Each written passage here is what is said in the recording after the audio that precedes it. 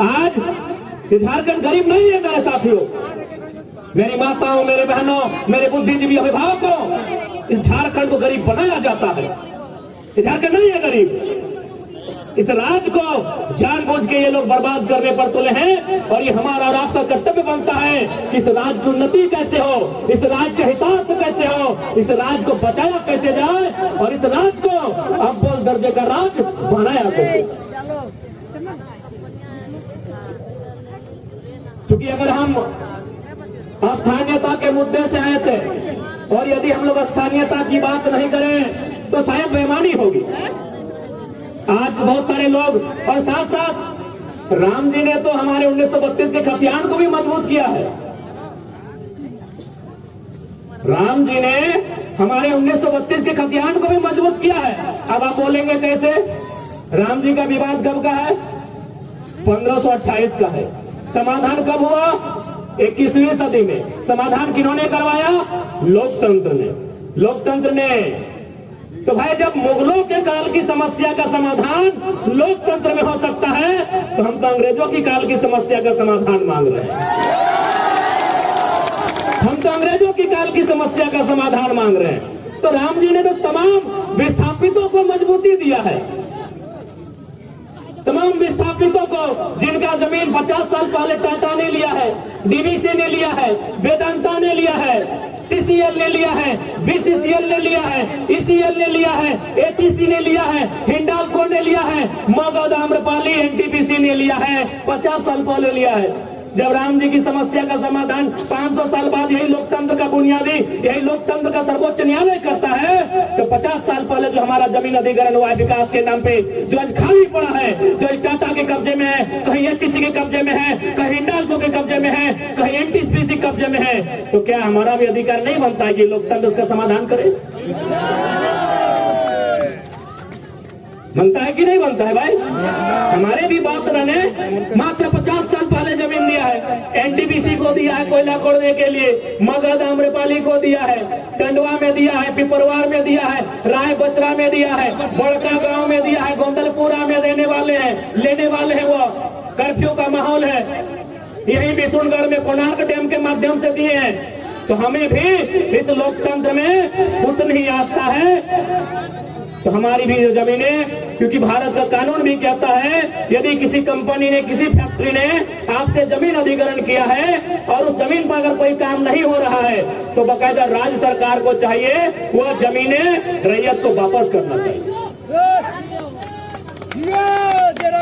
तो लोग कहते हैं भाई अंग्रेजों के काल का है। हमने तो बता दिया मुगल काल की समस्या का समाधान लोकतंत्र के माध्यम से हुआ।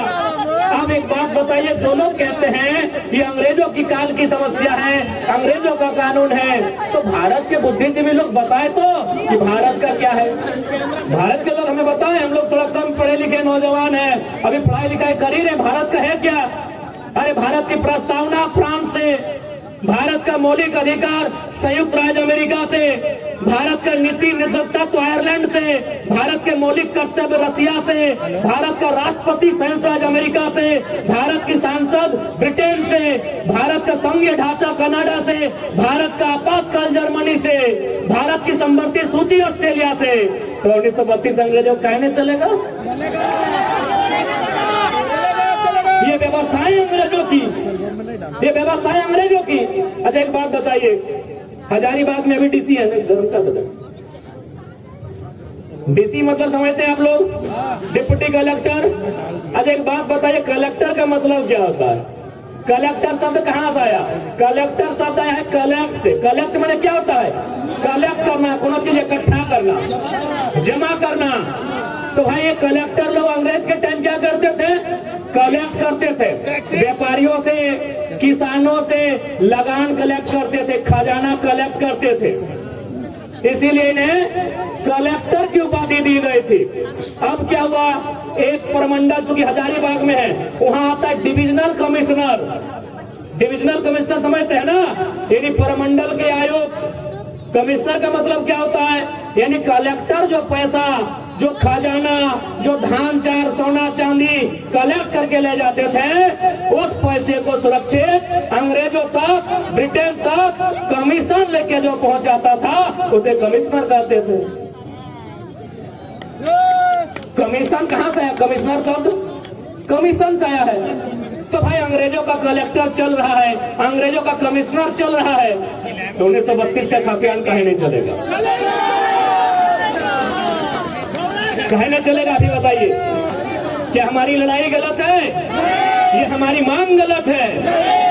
जी नहीं, बस हमारे लोगों को जानबूझकर कमजोर बना के रखा गया है, क्योंकि सारा समस्या है यहाँ की खनिज, यहाँ के कण कण में खनिज है, यहाँ के पहाड़ में, यहाँ के पर्वत में, यहाँ के पठार में, यहाँ के जंगल में, यहाँ के नदी में। नदी में नहीं समझे क्या? अरे दामोदर नदी को भी लोग चेंज करना चाहता था। ये पैसे के लालची लोग, क्योंकि दामोदर नदी के नीचे मैक्सिमम कोयला है, ये लोग दामोदर नदी के बहाव को बदलना चाहता था। यानी यहाँ के पहाड़ में खनिज, यहाँ के नदी में खनिज, यहाँ के नालों में खनिज, इसीलिए जानबूझ के झारखंड की व्यवस्था को चौपट किया गया है। अब आप कहेंगे कैसे? क्योंकि हजारीबाग को मैंने अक्सर कहा है, ये एजुकेशन हब है, शैक्षणिक राजधानी है। अगर रांची राजधानी, दुमका उपराजधानी, कोडरमा अपराग राजधानी, धनबाद कोयला राजधानी, जमशेदपुर स्टील राजधानी, तो हजारीबाग शैक्षणिक राजधानी है। अब कैसे व्यवस्था को यहाँ का नेस्तनाबूद किया गया है, सुनिए। हम 2011 बैच के इंटर ऑफ साइंस के स्टूडेंट हैं। हो सके कोई 12 वाले होंगे, कोई 13 वाले होंगे, कोई 10 वाले होंगे, कोई 9 वाले होंगे। ईमानदारी से बताइए, उस समय इंटर का रिजल्ट क्या होता था?